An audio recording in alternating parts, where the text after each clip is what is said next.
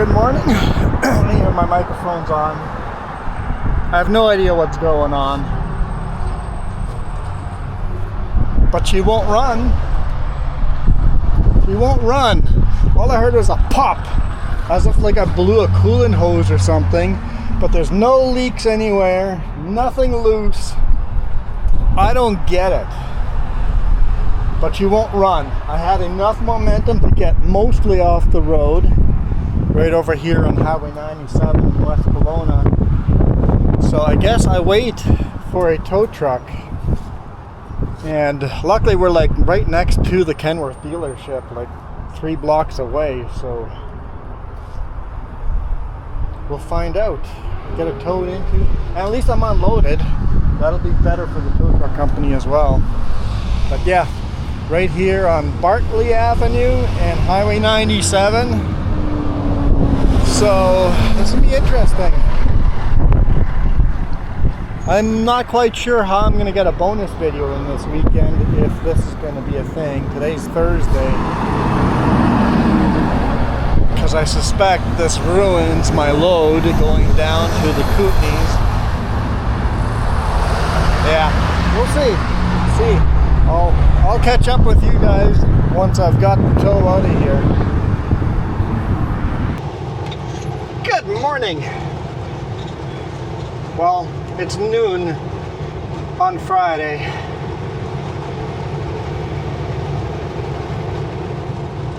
So I'm behind today. I was supposed to be making these deliveries. Well, actually I was supposed to be making these deliveries first thing today morning instead of today afternoon. So I'm really running half a day behind. So I won't get home until Saturday afternoon. But the truck is fixed. Before the tow truck showed up, a nearby shop drove by and goes, "Hey, we know him. Are you broke down?" I'm like, "Yes." By that time I had all the safety light, or the triangles and the flashing lights and all of that out. Checked for anything and I couldn't find anything wrong. So he goes, "You mind if I take a look?" I'm like, "By all means, take a look. I'm sure the boss will compensate you. In fact, the boss is probably calling you right now."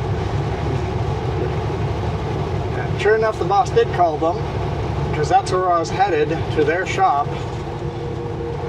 He fired the truck up, but it had been half an hour. I'd been sitting there for half an hour, and it fired right up. But the truck sounded a little wonky. The turbo was spooling up a little wonky. So we brought it into their shop. Spent some time in there testing or plugged the computer in. AWA. Great shop in West Kelowna. And they're like, "Okay, we know exactly what it is. It is the VGT controller that needs to be replaced." Let me make some phone calls. Turns out that VGT controller is under warranty still, and they can't replace it. It's a $3,000 part, and obviously they don't want to replace it and cost us, the company, $3,000 when Kenworth themselves can do it for free because it's under warranty.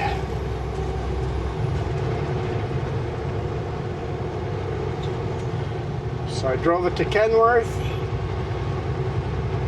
after doing a bunch of testing, the exact same testing, and then AWA emailed Kenworth the test that they deleted out of the truck, so if they had more info, they decided to replace it. And now the truck sounds like normal again. So the VGT, my understanding is that it is the variable geometric, or is it geometry, variable geometry, maybe geometry, variable geometry turbo controller.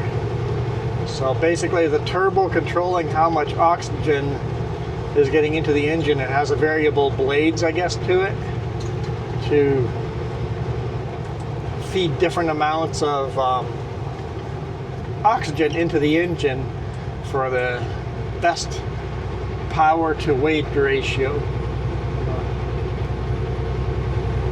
So it burns the most efficiently possible and gives me the most power possible.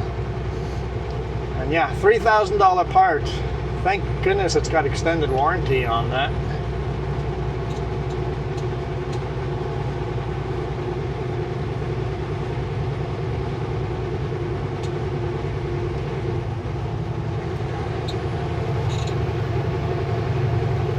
And then I sat around the rest of the evening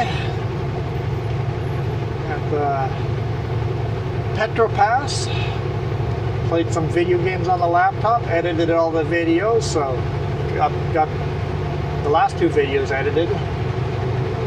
And then today morning at 6 a.m. I loaded this load and delivered in Grand Forks already, so I've already delivered a good chunk of the load.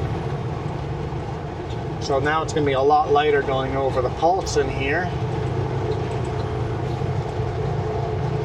That was Christina Lake, by the way. Now we're going to start our climb up the Paulson. And now I have to deliver Castlegar and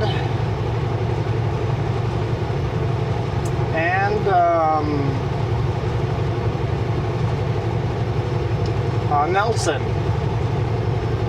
before 2:30, and that should work as long as Castlegar takes less than 1 hour to unload, which it shouldn't take an hour to unload.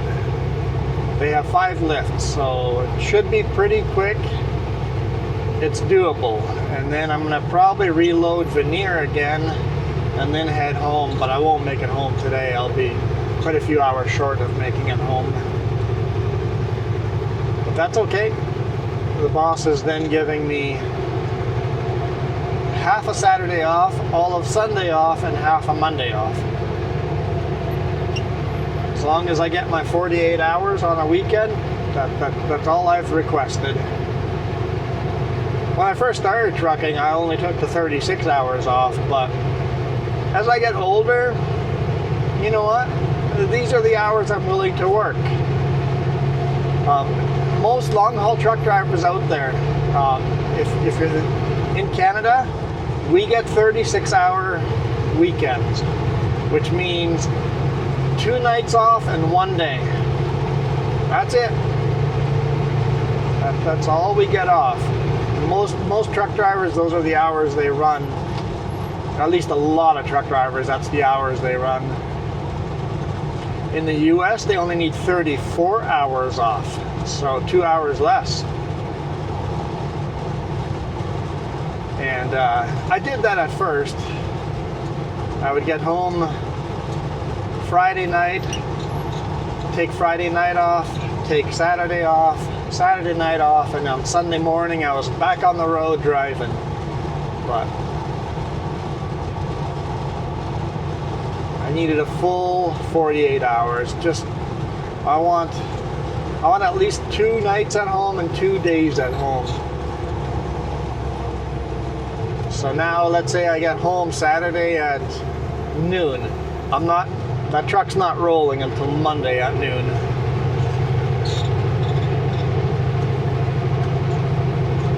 And most weekends I get a lot more than 30 or 48 hours off.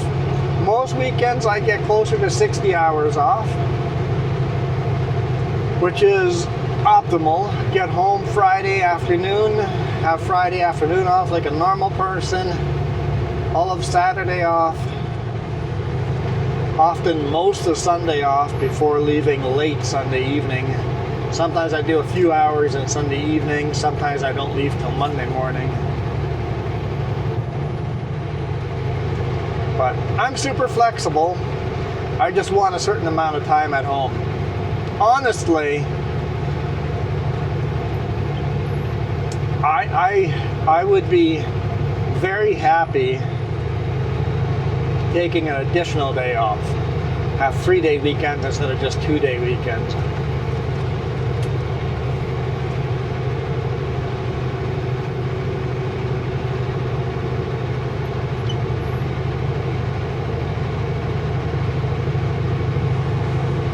What would that be? So 24 hours plus 24 hours is 48. So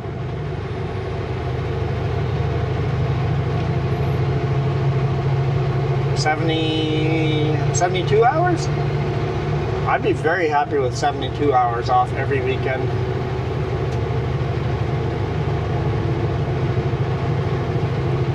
Get no complaints from me. I would take the smaller payday, no problem.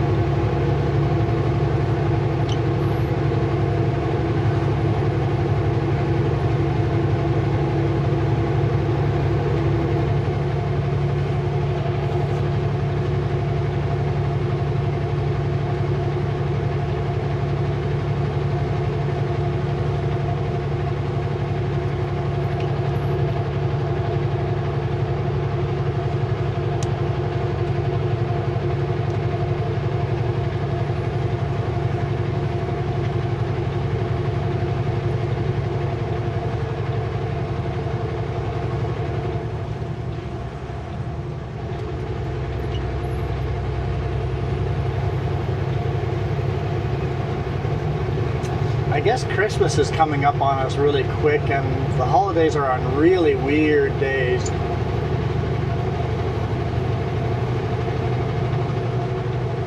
We might get less videos over Christmas and New Year's, just those 2 weeks. We'll see. We'll see how we make that work out.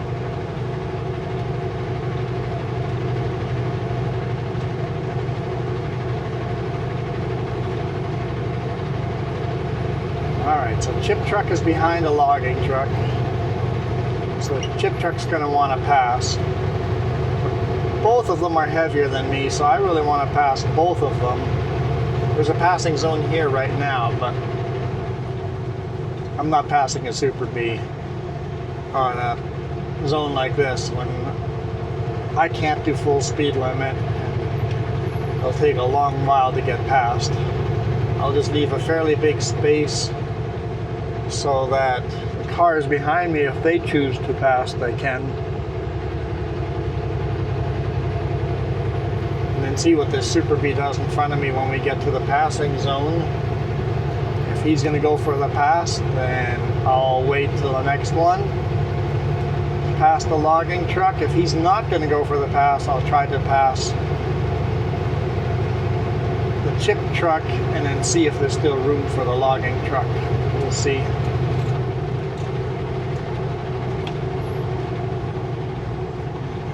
Now that the passing zone's done, we're going to get closer to the bumper.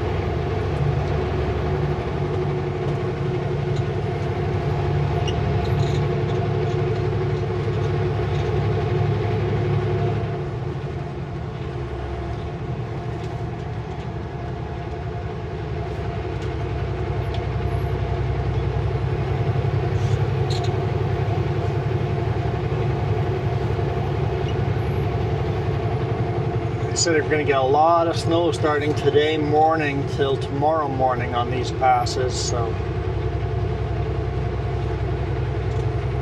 hopefully it's not too slippery on the top. It's pretty warm though. It's 6.5. I don't see it being slippery on top, but you never know.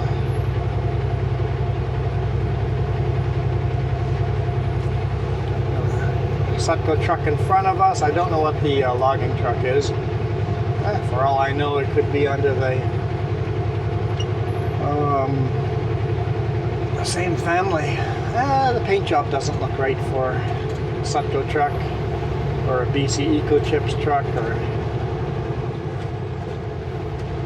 Okay, here we go. What are you doing, chip truck? Oh, you're not going to go for the pass. Okay. Thank you for that signal. Appreciate it.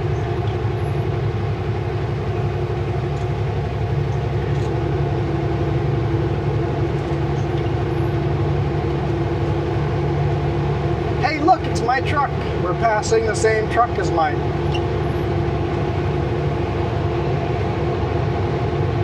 That's an owner-operator for Sutco. He has no moose card on his truck though. So if you see a green truck with a Sutco logo on the side, people keep getting confused. They think that's me. He has no moose card because with those extended chip trailers, he's too long with a moose card on the front.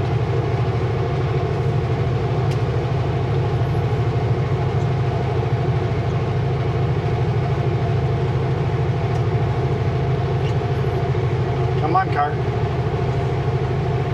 You can do it. Good job.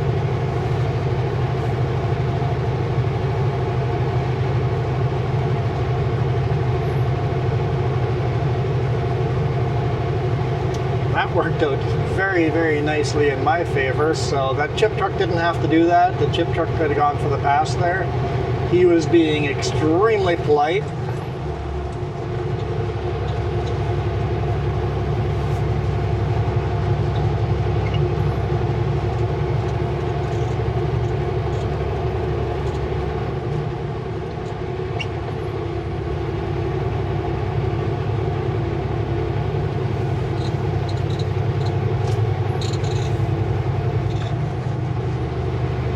I was expecting to hit snow by the time we were here, so it must be just all rain. We'll see if we get snow by the time we get to the top, but I was fully expecting snow.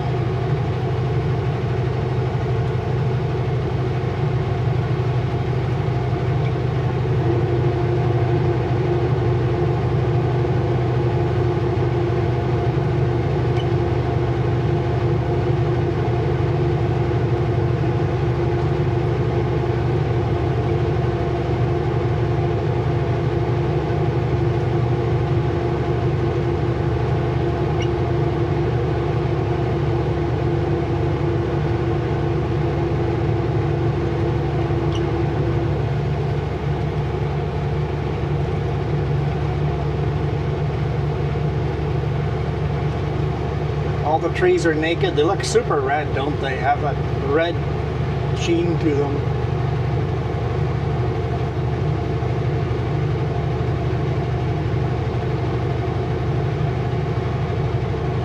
That's still 5.5 degrees Celsius, so yeah. I think that heavy snowfall warning is just going to be rain. I bet you the summit's going to be very slippery overnight.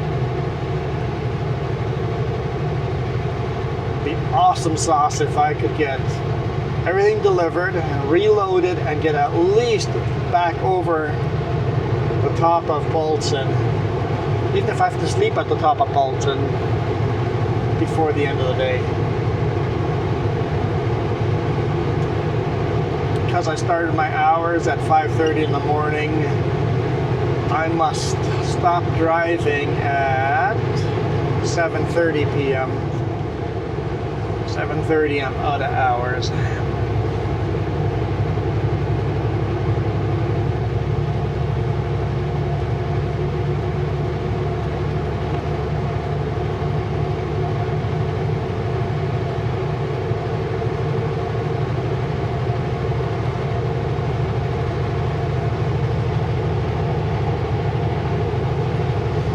Cars are now caught up with me that were stuck behind the other two rigs.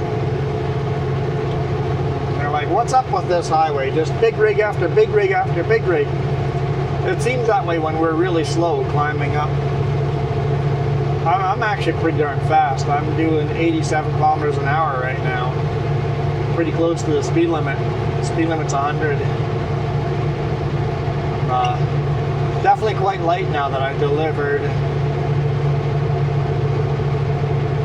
the whole pup and part of the lead. There is one lift on the pup, but only because we moved it from the lead to the back because it was easier. Surprised only one of you passed me there.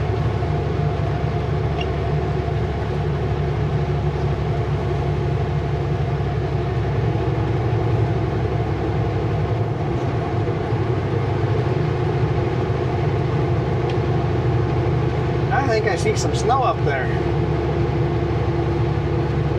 Maybe we'll run into some snow after all.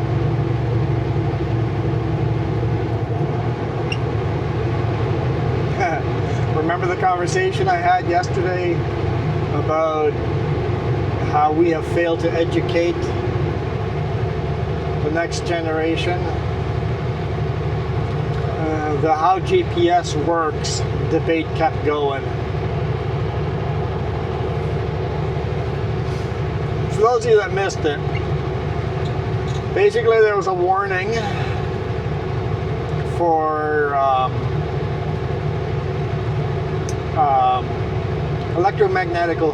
magnetic storm, basically beautiful northern lights, but it may affect satellites such as GPS, so just plan ahead of time. Your GPS may have interruptions.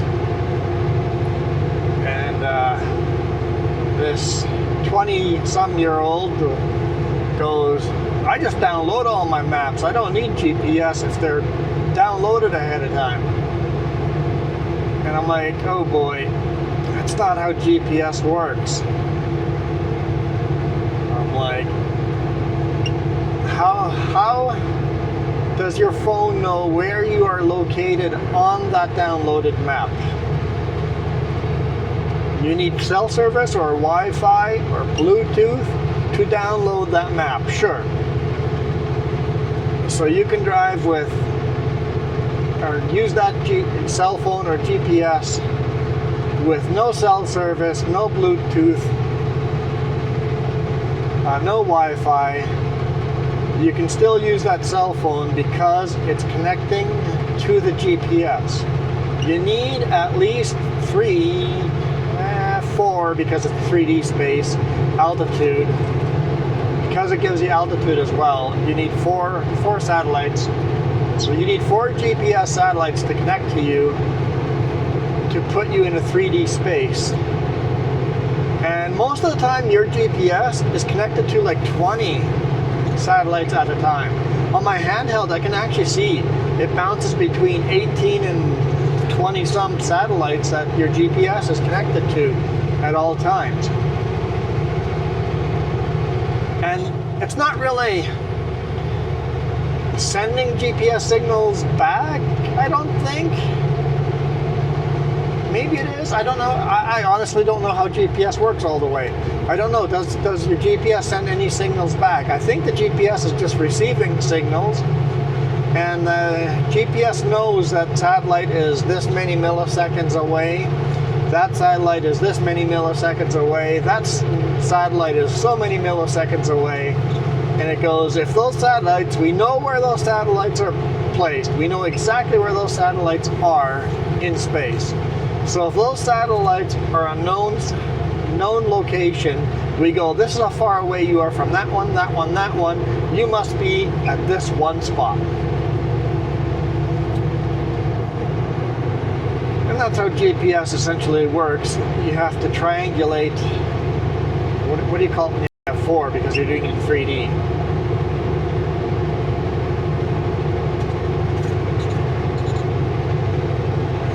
So I try to explain that, and then he just goes, how is your phone supposed to connect to the GPS satellites without cell phone towers? And I'm like, it's not how it works.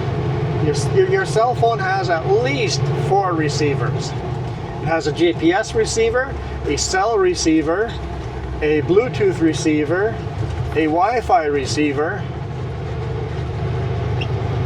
All 4 are very, very, very different signals and do very, very, very different jobs.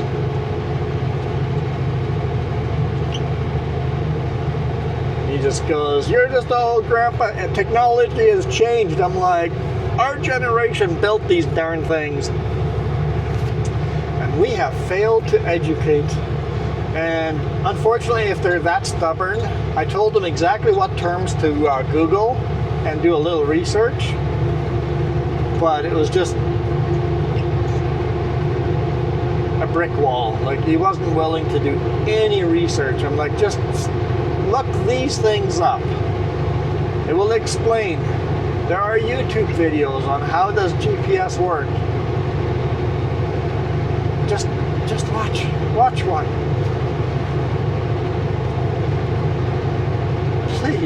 Please, just watch one. Oh well. And then my last comment is, you're going to look pretty stupid when you actually research this a little bit.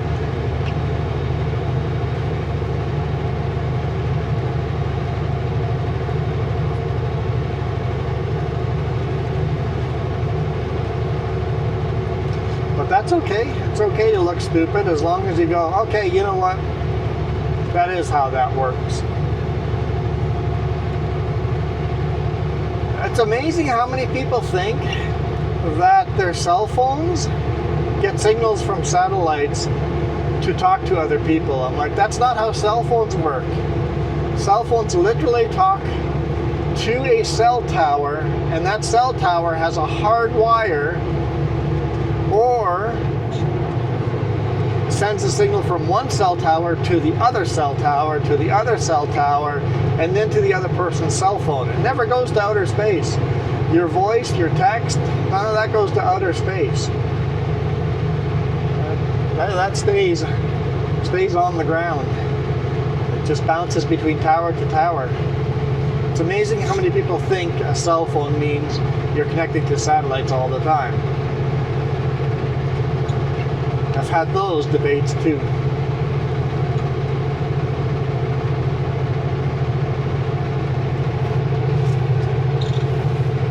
And how many people go, my Wi-Fi is out. It's like, no, your Wi-Fi is not out. Your internet's out. Because your Wi-Fi is just from your router to your cell phone or your computer. If you've got power in your house, then your router is still broadcasting Wi-Fi. You're just no longer getting internet to your Wi-Fi. But I digress. I'm just gonna repeat that same argument over and over and over.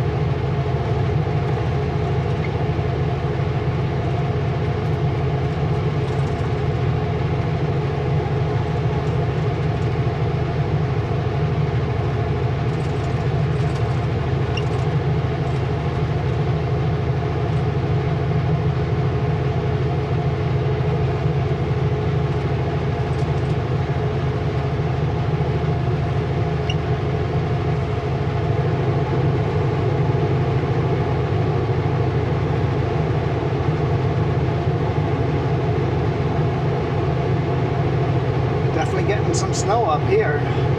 It's not sticking on the road, but it's definitely sticking on the trees.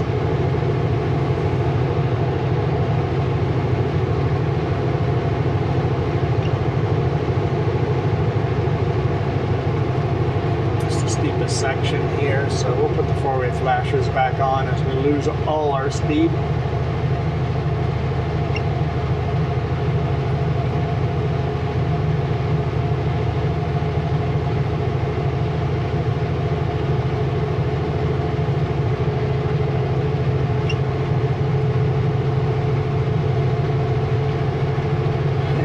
When they're playing some Christmas music now, huh? I know that raised some red flags for some of you. Some of you, there's no good day to play Christmas music. Some of you want to play Christmas music before Veterans Day, Remembrance Day.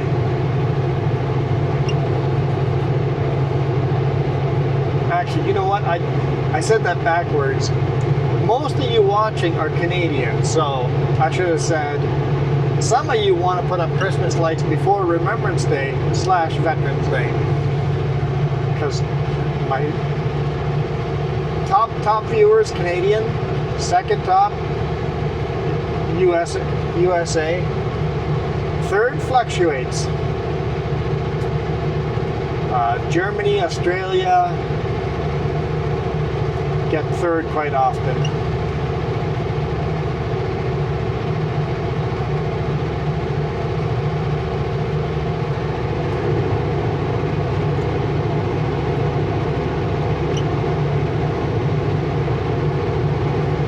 So that's thanks to you, Linda, when Australia gets into third. Plus whoever else you've got to watch. I wonder how many Australians watch, because of Linda, how many Australians just stumbled on my content. Canadians and Australians, we are a lot alike. I mean, we speak very different accents. Canadian accents have become more and more Americanized and less British. We still spell words the British way, though.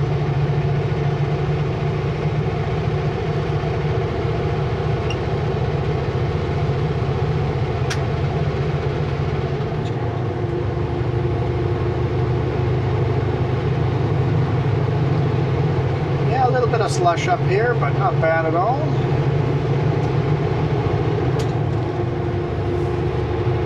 Not bad at all.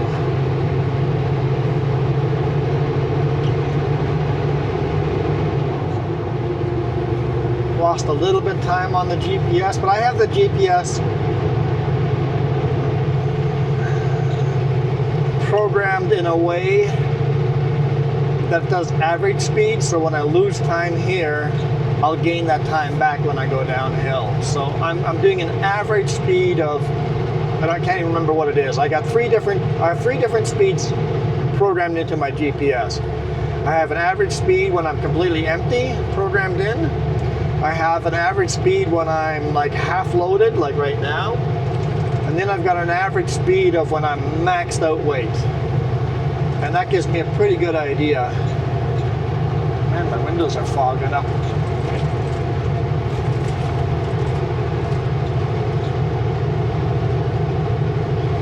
Gives me a pretty good idea on ETAs.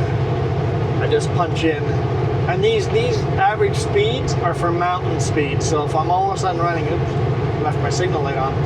If I'm all of a sudden running in the prairies, even though I'm max weight load, I set it to half weight load GPS. That gives me a better ETA. If I'm not even running in any slight hill, it's just flat, I actually switch it to empty even though I'm max weight. It gives me a better ETA. Because your average speed has changed. Well, this is kind of magical, huh?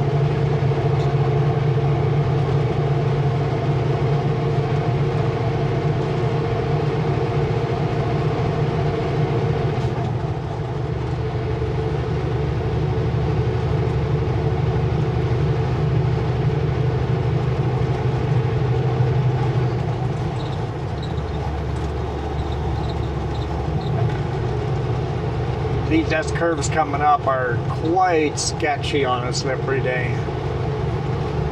Not this turn yet, but when you descend down. So it's a descent down both directions.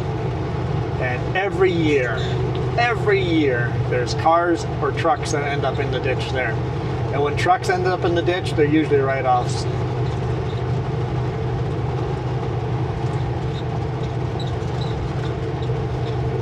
So I would say on the Bolton, these two corners here, the little S jot, are the most dangerous on this highway. Take just an extra couple of seconds and slow down a bit.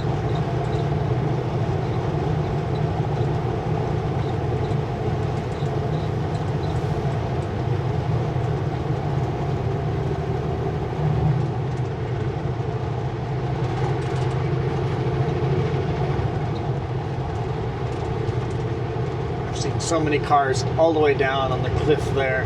They should put no post on this side. I've seen a semi down there. Right there, down in there. I've seen a semi in there. came around that corner and just had no grip. The truck just kept going straight. Probably left their lockers on. That was my suspicion. It's like you had your lockers on all the way up, you came around that corner, and you still have your lockers on, and all of a sudden there's no steering. I don't know that for a fact, but that was what I suspected happened there. Snowplow sitting here right at the summit. Welcome to the Paulson Summit. Plus 1 degree Celsius.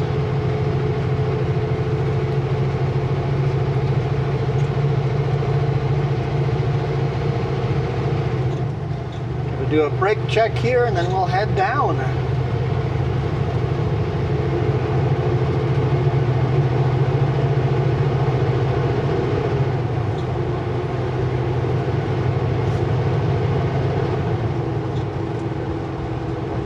Speeding up like crazy on this little downhill when you got a brake check right on that corner. Start signaling and start shifting down.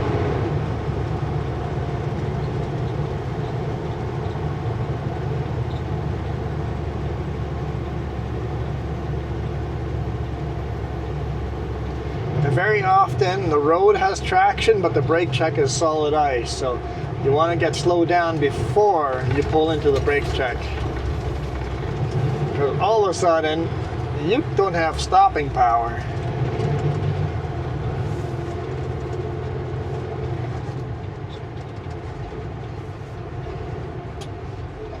Okay, I'll be right back.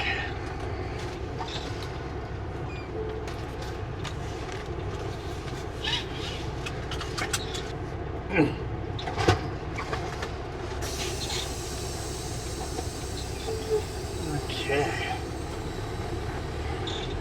Nobody coming. Let's hammer down.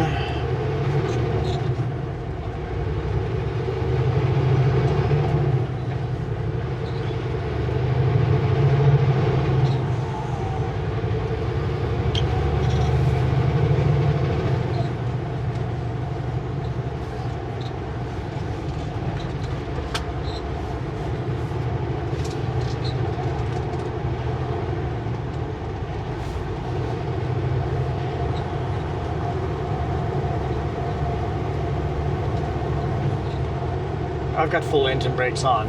This is not slippery at all. Didn't even think of putting the lockers on.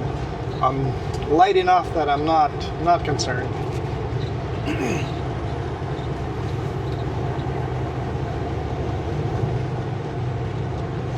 Really?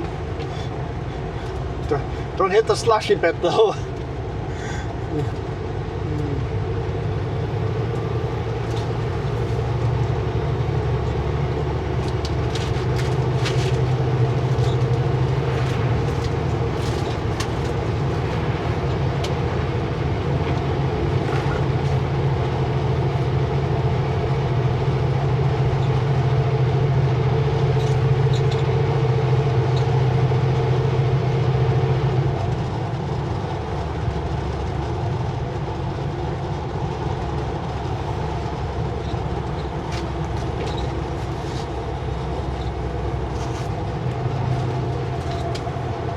Grab myself a little bit of sausage to chew on. So I'm not going to get a lunch.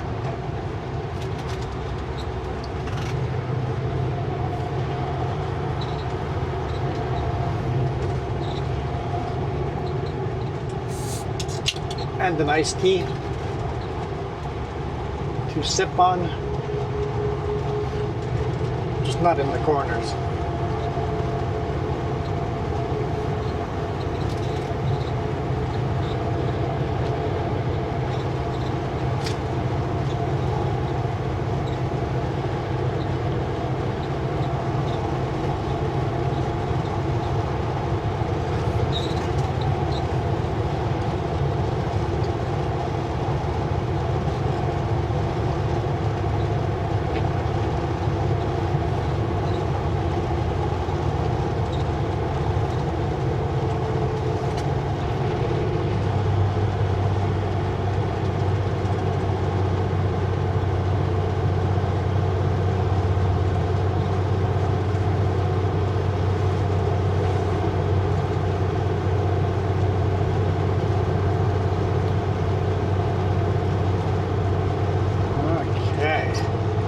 Let her fly. That's it for the sharp corners, at least until further down.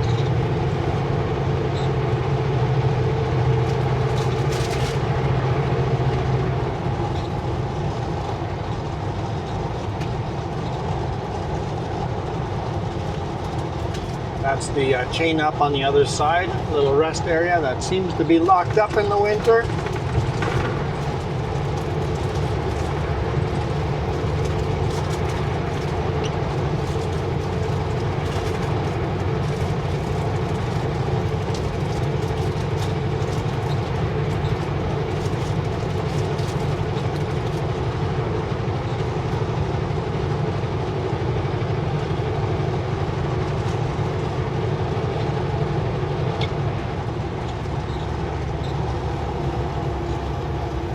I guess I was wrong. There's some more slower corners.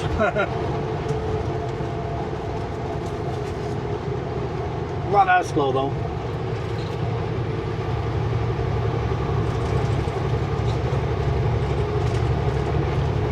Oh boy, buddy. Oh, you did get by. It was illegal for you to pass there, but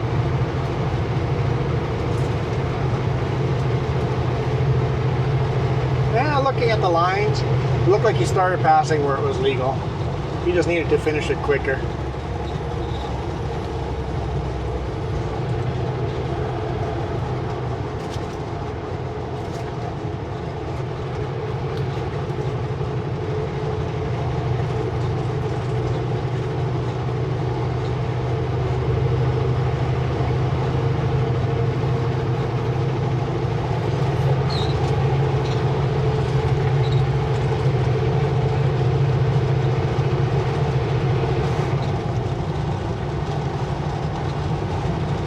Pretty hard on this side, honestly.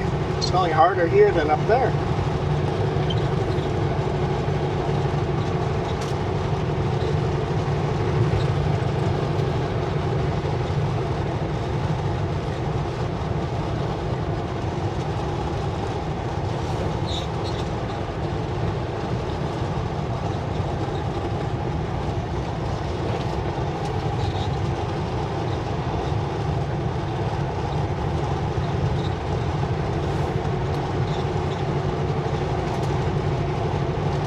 On Nancy Green Provincial Park, nice little lake.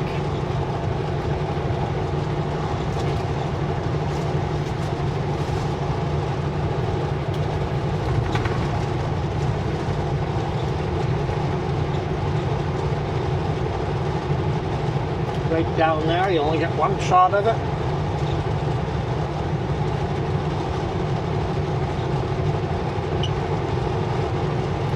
Also the intersection of Highway 3B goes down into Rossland,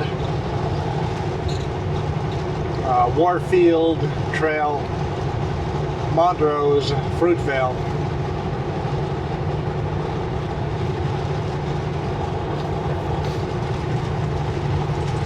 If you guys are doing a vacation and want to see as much of the world country as you can, take this highway, go Strawberry Pass, go to Rossland, go to Warfield, down to Trail, then go north, back to Castlegar, to Nelson, and then to the ferry, and from the ferry head down to Creston. If you're headed east or west, take that route. Adds quite a bit more time to your route, but if you want to see more of the country, I recommend something like that. Or you could even, hang on, you could add more. Instead of doing Castlegar, you could do Rossland, Warfield, Trail, Montrose, Fruitvale, Slocan, then to Nelson, and then the ferry, and then down to Creston.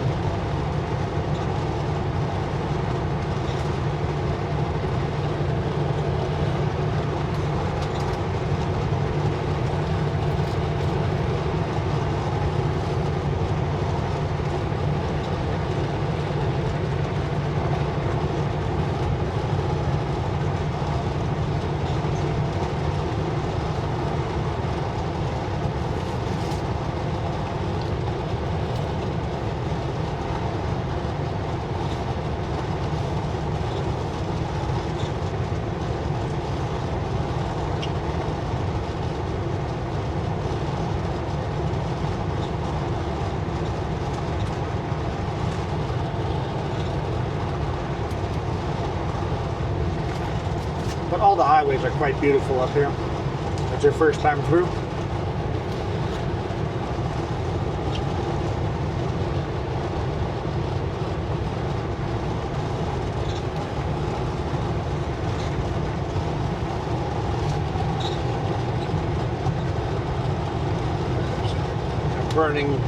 Burning the all the garbage wood. It's the time of year to do it. Won't cause any forest fires.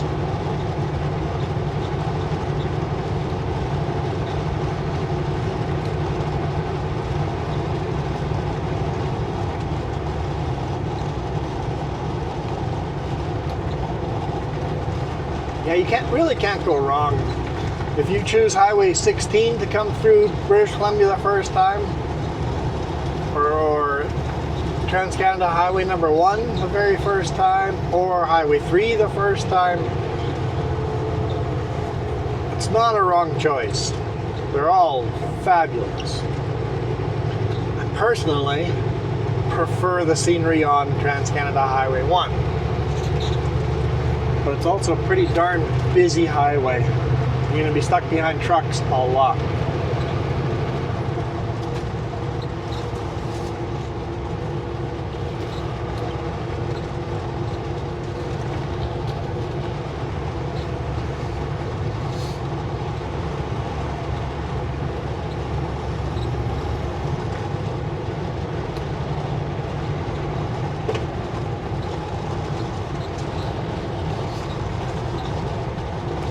Where did that pickup come from? Did he just pull onto the road? Or are they slow?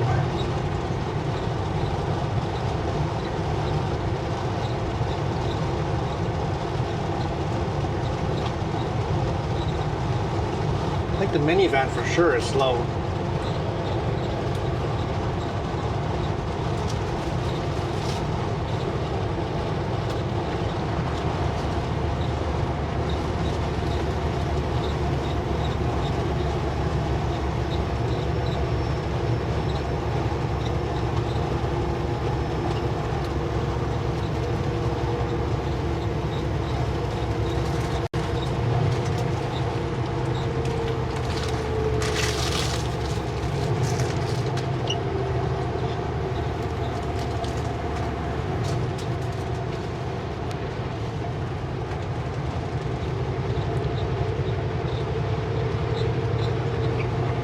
I wish the pickup would pass the minivan.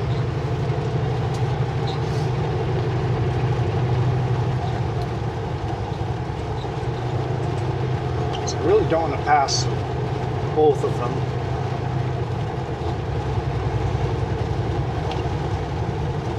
We'll see. If an opportunity presents itself, we'll go by them. If not, then we'll just hang out behind them. This looks like an opportunity. Nope, it's not an opportunity.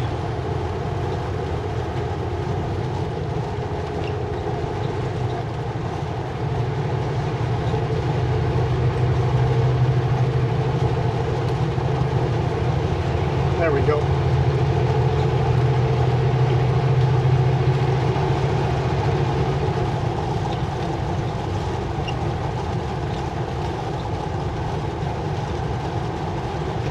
Minivan speeding up for sure.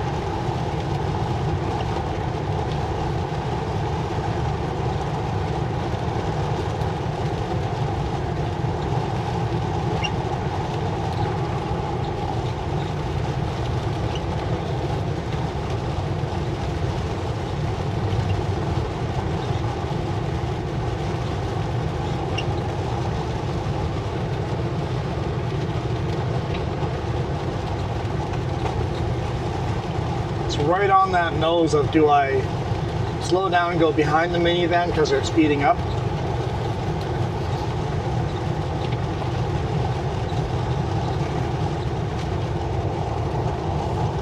Because they were doing 80 kilometers an hour, and by the time I was passing them, I was barely doing, probably, I don't know if I could even say I was doing 10 faster than they were.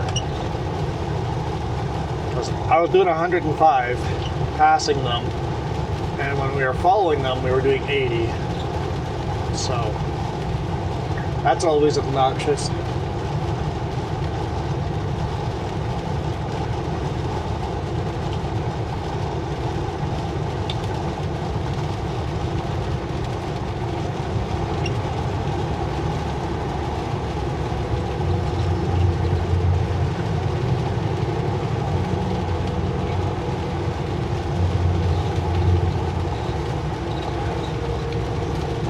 Water on the road here, so you still have to treat it like it might be slippery. You could hydroplane if there's enough water on the road.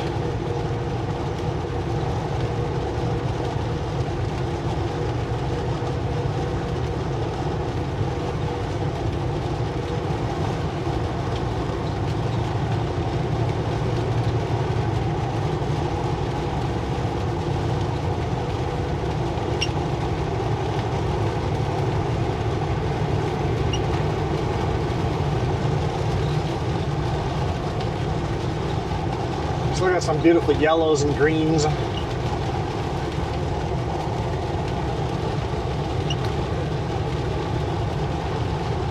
guess I rarely shoot the full Paulson for you guys. We went through a variety of different weather, didn't we? Well, if the cameras stay up, I'll bring you guys into Castlegar. Let's see, timing wise, oh, it's gonna be tight. Let's see if the cameras keep rolling long enough to bring you guys into Castlegar. I'm going to bring you down a route there's no trucks allowed.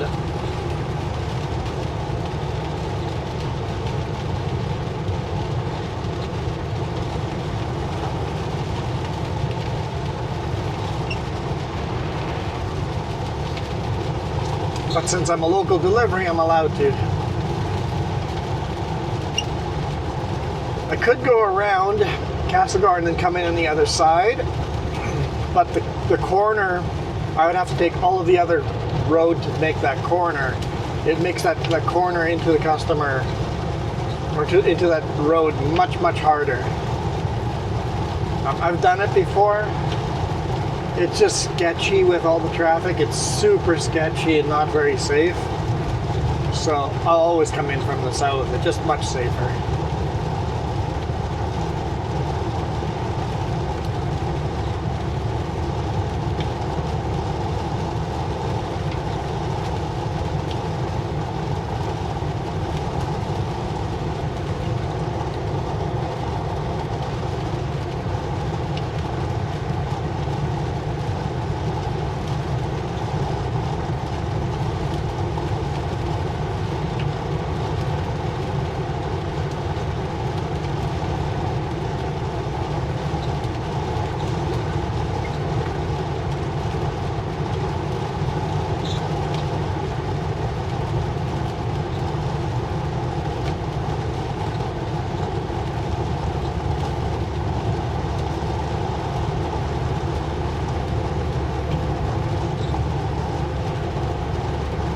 I love, I think it's large trees, right? With the yellow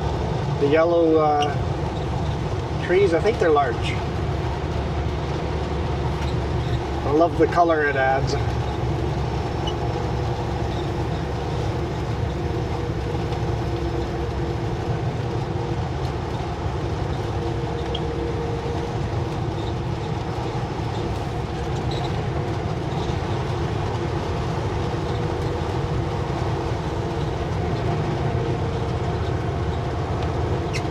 We gotta go do another brake check.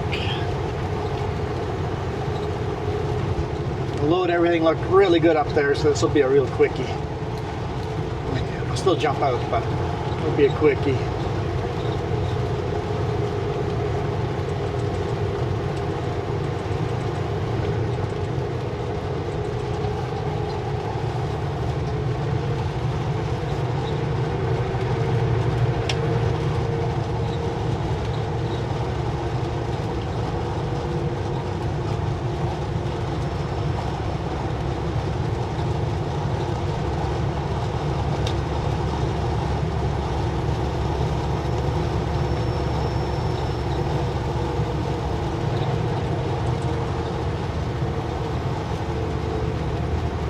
think I'm good on schedule wise. Like I said, as long as these guys don't take more than an hour. If they take more than half an hour, I'd be disappointed, but as long as they don't take more than an hour, I'll get my deliveries in.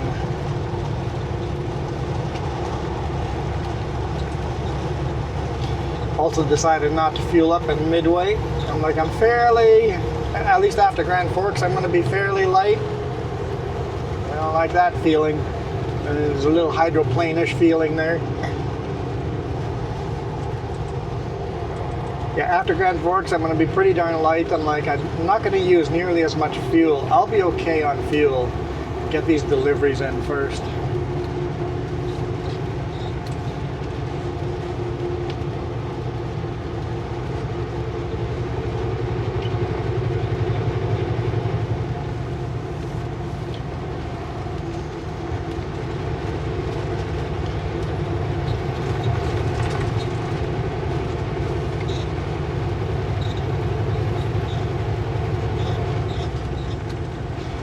This is uphill in the winter.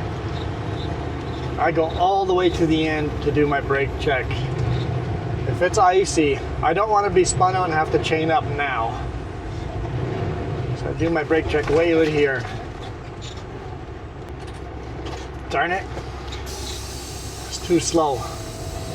Oh, you put it in gear.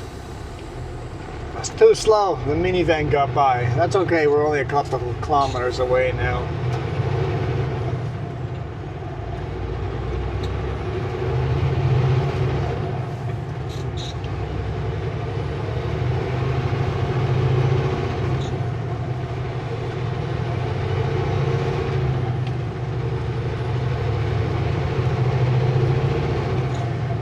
Down into Castlegar. Full pulse and run.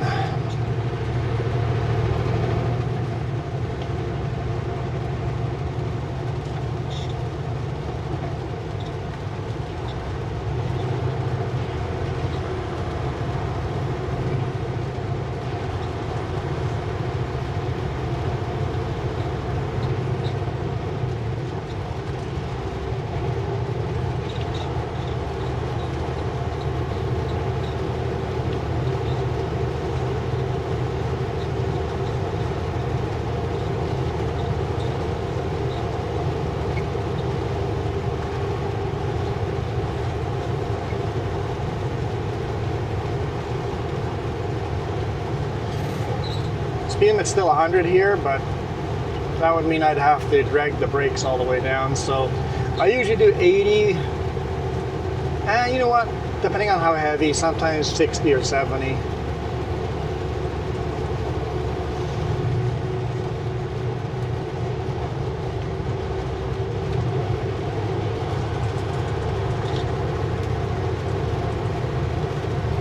There's CVSE sitting right there on the shoulder.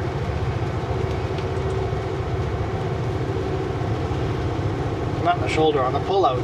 That's not a shoulder, that's a pullout.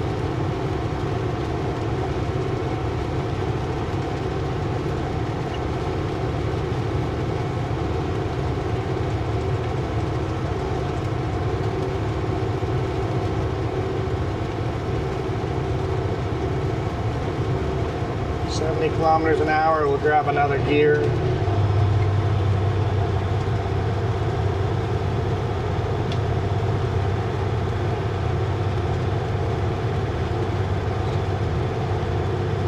There's always sketchy corner too. It's a blind turn, so van cam could have pulled out in front of me there. So you gotta be ready to come to a stop at that intersection. Especially in the winter, you gotta be careful.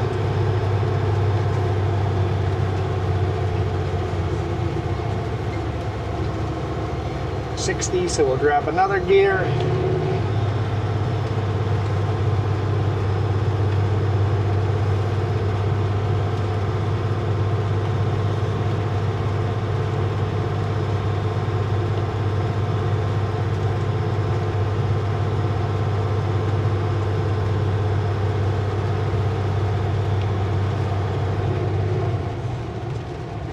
Automatic decided to upshift on me.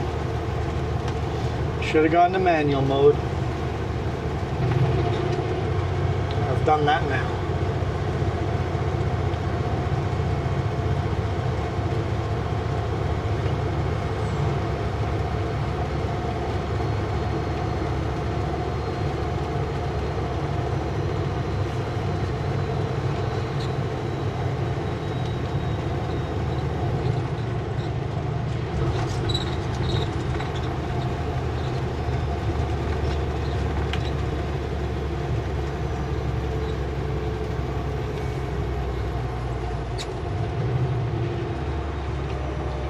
Welcome to Castlegar. Usually you just drive through it. It's basically, it's not a one street city, but it has one main street going through. Usually we just shoot right through it and then that was it. But today we're gonna see a lot more of the town.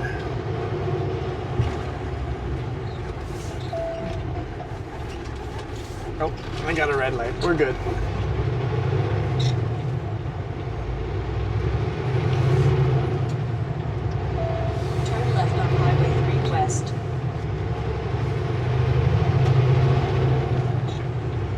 Merge over to this side because this lane is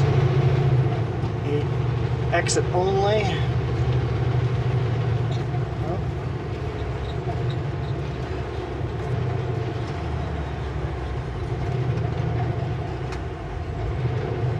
Make a sharp left turn on Highway 3. Garmin does not want you on here, but neither does the town. Nobody wants me on this road.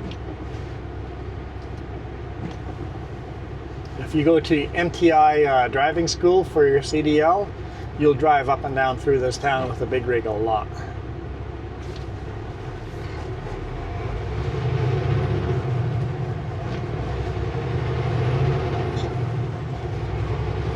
CVSE lets them get away with it because you need to learn how to drive in towns, right? Oh yeah, there's a Wendy's right there. Someone told me that Castlegar has a Wendy's now. As far as fast food, I should have just gone for it. I was slipping on the pavement. Should have just gone for it. As far as fast food, Wendy's is one of my favorite fast food. Get their chicken burger, classic, with poutine.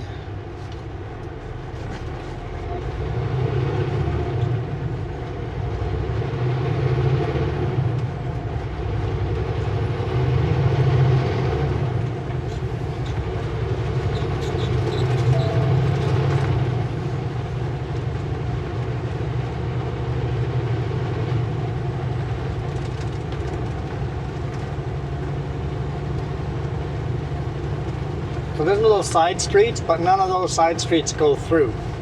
They're all just short little side streets where the Columbia River allows an extra block put in. So it's usually 1 or 2 blocks one way and 1 or 2 blocks the other way. Right now there's just 2 blocks to the left, no blocks to the right.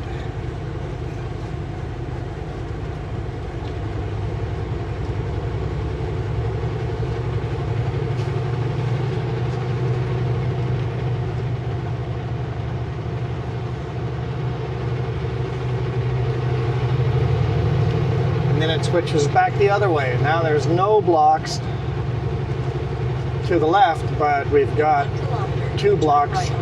I guess only 1 block to the right.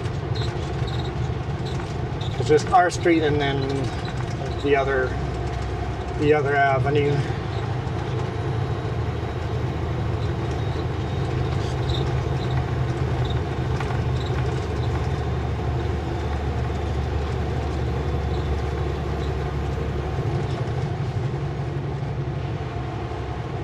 In 600 meters, turn right on 8th Street, then turn left. Garmin, that'd be much worse to go through residential. Over here, actually, you got like 4 or 5 blocks, and there's even a nice park down there.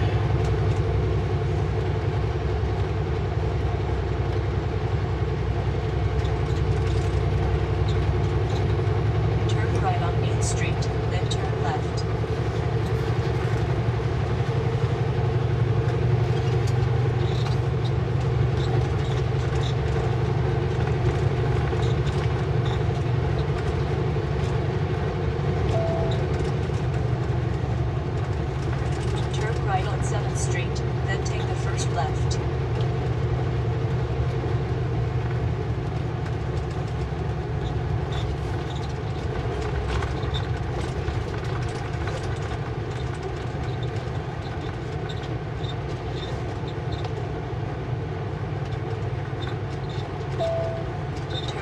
the traffic light. Oh, you know what? I'm not going to go for it. I learned my lesson last time.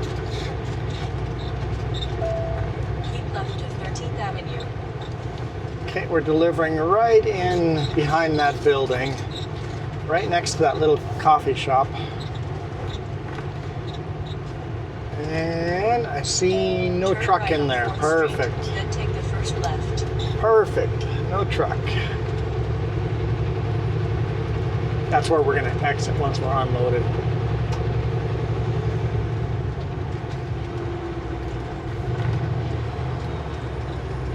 Turn left at the traffic light, then take the second left.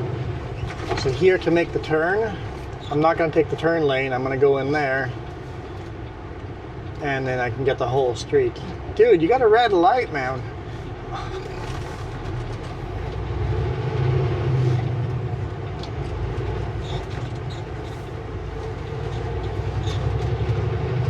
Coming the other direction, you need to use the oncoming traffic to make this corner, and then the oncoming traffic here. It's just safer doing it this way. Got the train yard on the right hand side there.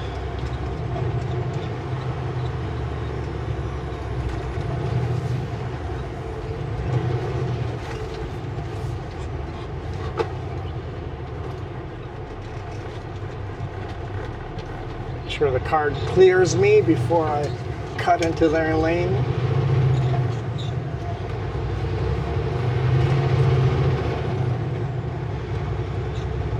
RCMP station over here. Sometimes I sleep right here. 13th Avenue on the left.